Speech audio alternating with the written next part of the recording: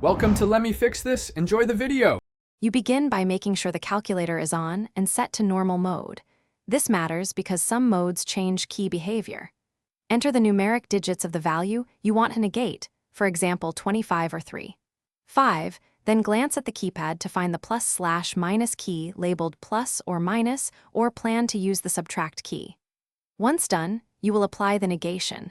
Make sure you type the digits correctly before moving on, as this avoids retyping and saves time. You now change the sign. Press the plus or minus key once and the display will show a leading minus. This toggles positive to negative so you can use the same digits.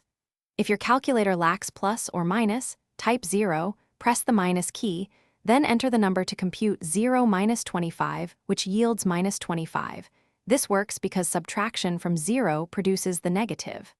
Make sure to confirm the display shows a minus sign. If not, repeat carefully so calculations remain correct.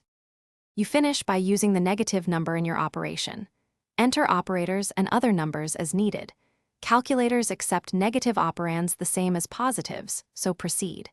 If you want to store or reuse the value, press equals and then memory store or use the ands key for the last entry. If the sign doesn't change, clear the entry and try again.